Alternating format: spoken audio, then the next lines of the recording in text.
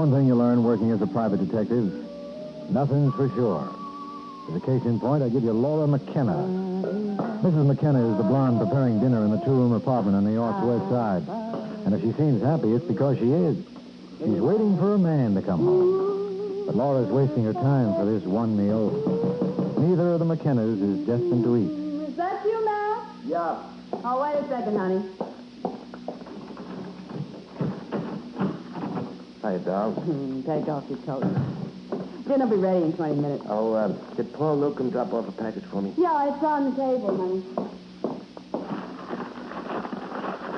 Matt? Isn't it a beauty? Where'd that gun come from? Borrowed it from Paul. Going back in business. No. Mm-hmm. Paul saw a good thing on 84th Street, a jewelry shop run by a fellow named Vance. He talked you into heisting it. Well, he could have gotten 100 guys. I won't let you do it. Now, don't talk like a I mean jerk. it, Max. If anything happened to you... Nothing's gonna happen. A kid could handle this That's job. what you said in San Francisco before they sent you out. Well, that was an accident. It couldn't happen again. Well, we're not going to find out. Well, what do you suggest? There's $8 in the kitty. We'll get by. I don't want us to just get by. How do you think I feel when I see a dame who hasn't got one half your looks parading around with furs and diamonds? You hear me complaining? I'm satisfied. Well, I'm not. You're not going to do it, Max. Let Paul get himself another board. Now, that's enough. The discussion's over. No, it's not. If you step out of that door to help me, I'll call the cops. What did you say? Oh, I'm sorry, baby. No, you're right, Max. I didn't mean what I said. You know, if anything happened to you... Yeah, I know. Don't worry. I'll be back in an hour. Let me go with you. It'll be easier with the two of us. No. You're afraid. I'm not afraid. You'd only be in the way. Now give us a kiss for luck, baby. I'm off to work.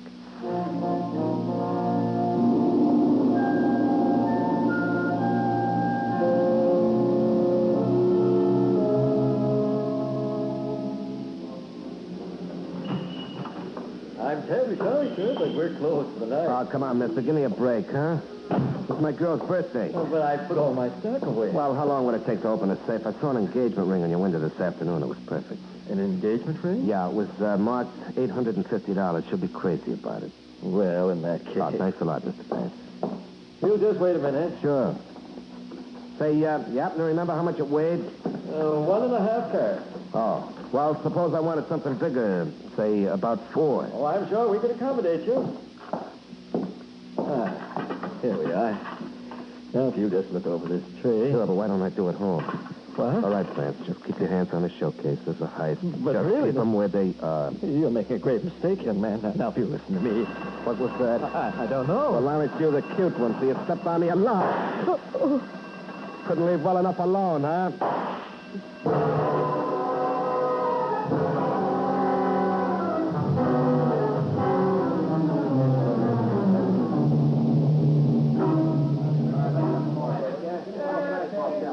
You fellas, let's hurry it up and get out of here. Myers, be sure you get a shot of the showcase, huh? Right. Greetings, gents. Oh, no, wouldn't you know it? Well, if it isn't Sergeant Pulaski, where's Corbett? He's lucky. He got a day off. What are you doing here, Waring? I represent the insurance company. Well, fellas, we can all go home now. The Falcon is on the case. You better stick around, man. You might learn something. What do you got, Chief? Darn little. What about Vance? He died an hour ago. Tough. He talked before he went? No, not much. Here's a description of his killer. Blonde hair, blue eyes, 5'9", small mole on right cheek, V-shaped scar on left wrist. V-shaped scar. That's funny. What's so funny about it? Sounds like a boy I used to know in San Francisco. Well? Well, it couldn't be him. Last I heard, Mac was serving 5 to 10 at San Quentin. Mac who? Mac McKenna. What made you think it's him? That scar. He got it in a knifing. But it couldn't be the same one. Well, couldn't it? Suppose I told you that Mr. McKenna is now guesting in our fair city. What? Yeah, I got it from the stoolie last week. He's living with his wife at the Belmore. It sounds too easy. Well, I'm going to pick him up just for luck. Come along, see how it's done.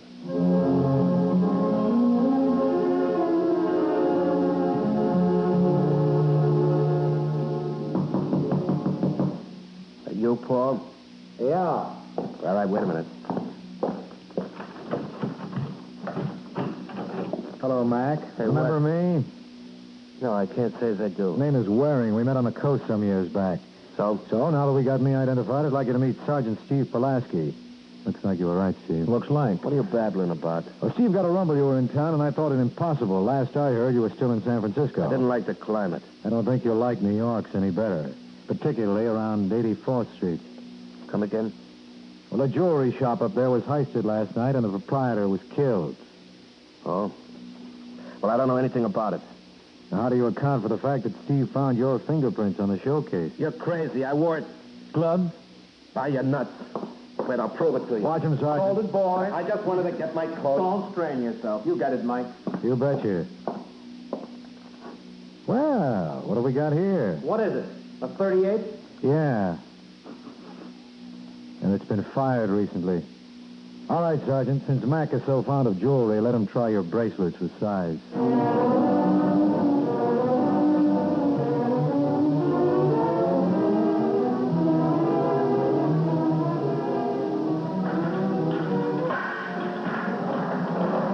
Hey, McKenna. What do you want? You got company. Mac, Oh, hiya, Laura. You can have 10 minutes. let me look at you. How are you, honey? I changed much? I'm going to get you out. Oh, really? Got a file in your bag? I'll work it somehow. I'll get the best lawyer. I'll save you money, baby. But, honey, Look, Laura. I never kidded you for a minute. I'm a gone Gosley. no. Now, we gotta face the facts. They got me dead to rights. They got my gun. Someone ratted. No.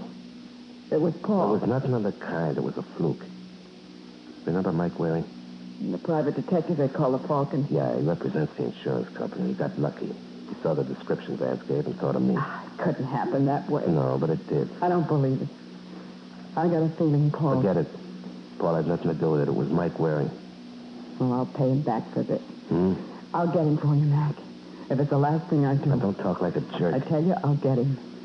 Don't ask me how. I'll manage. That you can depend on.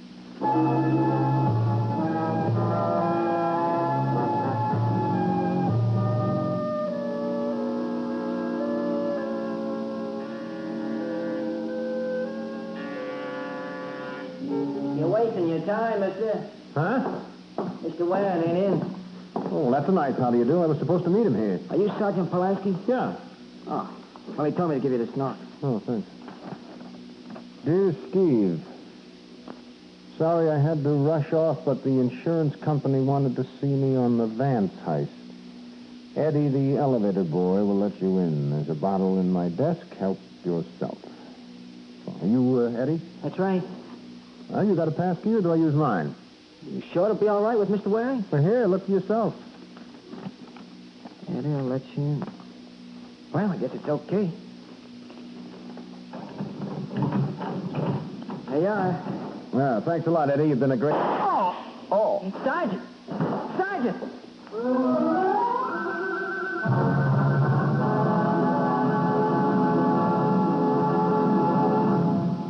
In just a moment, we'll return to the adventures of the Falcon.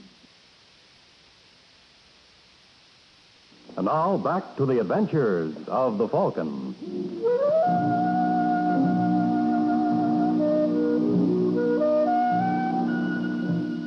Well, that's the way it goes sometimes.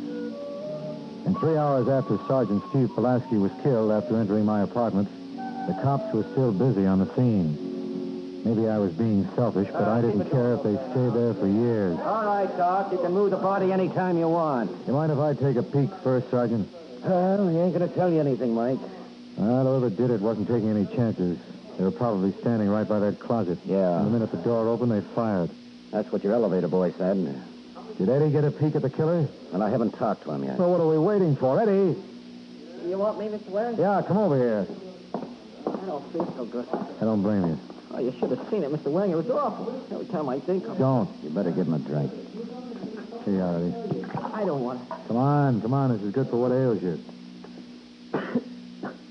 Now, tell me exactly what happened. Well, I just opened the door for him. He walked in, and there was a shot. Go on. That's all I remember. Did you see anyone in here? No, I just ran down the hall and got Dr. Wilbur. All I could think of was getting help. Please, Mr. Waring, can I go now? All right. I'll be downstairs if you want me. He was a great help. We did the best he could. I can't tell you how sorry I am about this, Corbett. If I'd been here... Well, you would have gotten it instead. Yeah. Who do you know that loves you this much?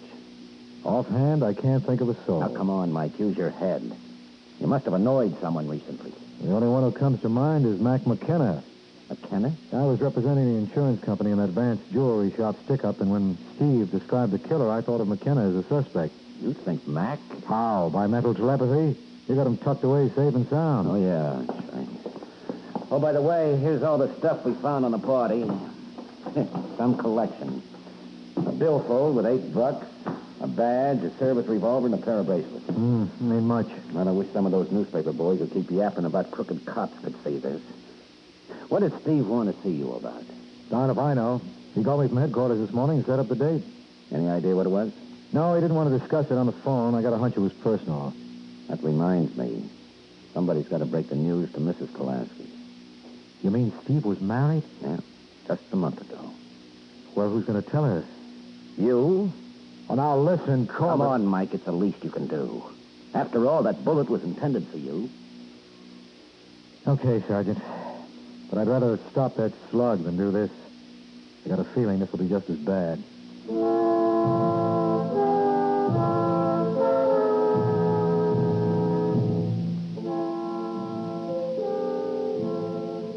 Just a second. Mrs. Pulaski? Yes. My name is Mike Waring. Oh, of course. Yes, Steve Open speaks of you. Won't you come in? Thank you. Steve isn't home right now, but I expect him any minute. I suppose I should apologize for the looks of this place. Oh, no. Guess I'm not much of a housewife, but I'll learn. Well, sure you Oh, will. look at me acting away like crazy. Let me take your coat, Oh, please don't bother. I can't stay long. Oh, aren't you going to wait for Steve? Well, He'd be awful disappointed if he missed you. look, Mrs. Pulaski, there's something I got to tell you. Oh, what? Now, you've got to understand, Steve was a cop, and in his business... What do you mean Steve was a cop? You better sit down. What happened to him? Now, look, Mrs. Pulaski. He's been hurt. Well, Is that it? yes, Where is he? I got to see him. you can't. What do you mean I can't? I'm his wife. I know, but you see... What are you trying to tell me? He's dead. No. No, I don't believe it. I'm sorry. It can't be. It was my fault indirectly. You see, the killer was trying to get me. Oh, Steve. Now, Mrs. Pulaski, you've got to be brave. Steve would want you to be. I never wanted to be a cop. If he's listening to He me... couldn't have been anything else. He was cut out for the job, and he liked it. Please. Leave me alone. Look, can I get you anything? No. If it makes you feel any better, I promise you I'm going to get the responsible party. Well, that brings Steve back. I just want you to know. I know. Perhaps it's death. And that's enough for me. You go away. Leave me alone.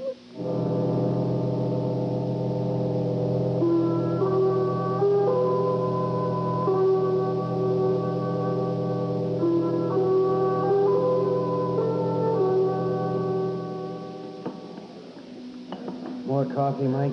No, I had enough. Well, how'd it go? Real bad. You know if Mrs. Pulaski has any relatives? No, not as far as I know. I wonder what she's going to do. She doesn't look like a girl who's used to working. Well, with Steve's insurance and the money from the police pension fund, why, she'll do all right. I hope so. To help me, Corbett, if it's the last thing I do, I'm going to get him. If I don't get him first. Wait a minute. Why are we saying him? Huh? Well, we keep referring to the killer as a him. Couldn't it be a woman? Well, you ought to know. The her or him was after you. Can you think of any dame you loused up recently? What about McKenna's wife? Huh? As I recall, she was very devoted to Mac. So? She might feel I was responsible for putting him away, and this could be her way of balancing the book. Oh, you're nuts. Well, there's one way to find out. I'm going up to see her. I'll let you know how I manage.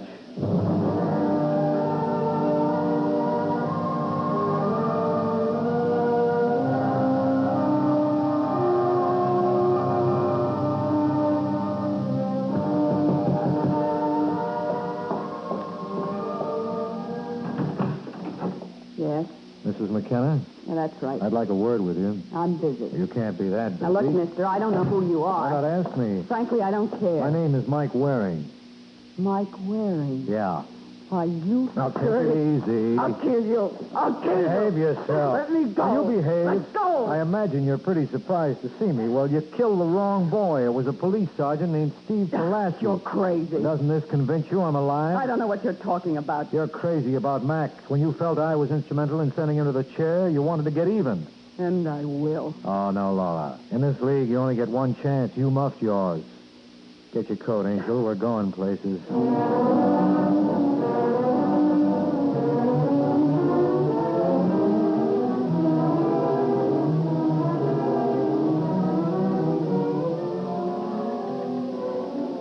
Well, what have you got to say for yourself, Laura? Nothing. Then you admit you killed Sergeant Pulaski. I admit nothing of the kind. You tried to gun me, and when Steve walked in, you didn't ask for credentials. You just blazed away. I'm not doing any more talking. You'll change your mind.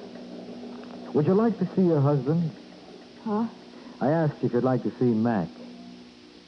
Could I? If you cooperate. All right. I'll tell you anything you want to know. You were going to kill Waring. That's right. Now can I see Mac? So you got into his apartment. Huh? You got into his apartment. Yeah, I did. How? My door was I locked. used the fire escape. That put you in my bedroom? Yeah, now can I see Mac? No. You promised me. I promised you you'd see him if you'd cooperate, but you're not. Now, how did you get into my I apartment? told you through the fire escape. That leads to the kitchen. You got me mixed up. I meant the kitchen. What about the window there? Well, it was open. No, it wasn't. I distinctly remember shutting it before I left. I want to see Mac. Well, what do you say, Mike? Okay. Lois, take Mrs. McKenna down to see her husband and then lock her up. Thanks a lot, son. You won't regret this. Can you beat that? She means it. Yeah, she's real mad for the guy. Listen, Corbett, I want you to do me a favor. Release her. Are you nuts? Now, you don't have to worry. She won't skip. Mac will hold her here like a magnet. What's the idea? I don't think she's telling the truth. Something about her confession that bothers me. No, you won't be satisfied till she kills you. Well, then you can say I told you so. What do you say, Corbett? Would you play along with my hunch? Oh, okay, but if it doesn't pay off, I'll eat your heart. With a little chili sauce, it ought to be real tasty.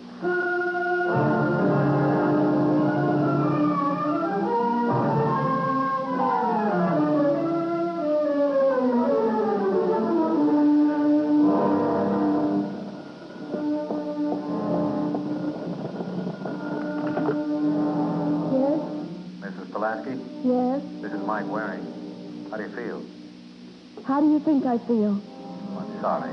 I only called to tell you we finally got a line on Steve's murderer. Well, Well, wouldn't you like to know who it was? will that bring Steve back? I suppose you're right. Still, I thought you'd be interested. You see, this party was trying to kill me. I figure she'll try again. What do you mean? Well, I believe this woman is motivated by revenge. If I'm right, Steve's death doesn't satisfy her. Only mine will. That's how we plan to nab her. What do you think? It doesn't matter what I think. All I know is that Steve is gone. Now let me alone.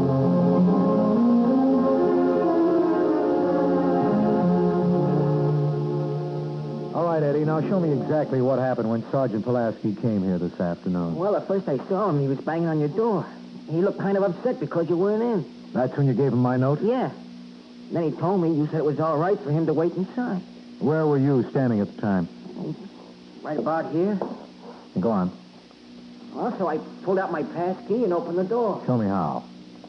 You mean you want me to go through the whole thing again? Uh-huh. I guess Steve was here, huh? Uh-huh. All right, open the door like you did. That's how it was. And just as he stepped into the room... Oh, Mr. Waring! Mr. Waring!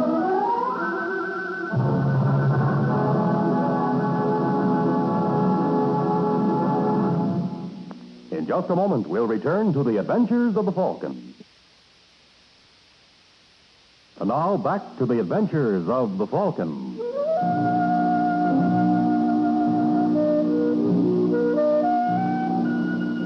Well, there must be something in the old line. If at first you don't succeed, try again. And when Eddie and I tried to reenact the murder of Steve Pulaski, the show went over with a bang. All right, Mike. Now take a swig of this. What happened? You tell me. You were here. Yeah, I guess. Oh, Hey, that shoulder's going to be stiff for a week. let me up. Now, you just stay there till the doc comes. I'm all right. Who was it? You asked me. Well, didn't Eddie... Eddie did exactly what he did the first time. He ran off to get help. And he didn't see who fired the shot? No. I guess it's true about people repeating their mistakes. So I got myself plugged for nothing. Well, it's your own fault. I told you Mrs. McKenna was our baby. Looks like you were right. Well, I'm going to put out a call for her. Wait a minute. I just thought of something. What's the matter? You want to give her another chance? I tell you, I got it all figured out. I know how we can nail the killer for sure. How? I'm going to need a little help, Sergeant. Where's my coat? Now, don't be silly. You're in no condition to travel. I'll survive, which is a lot more than I can say for Steve's killer. Now, get my coat.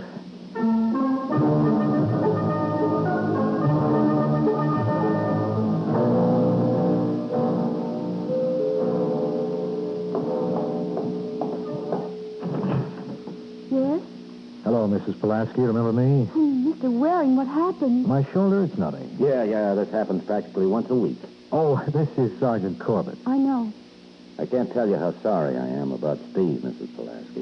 May we... Of course. Thanks.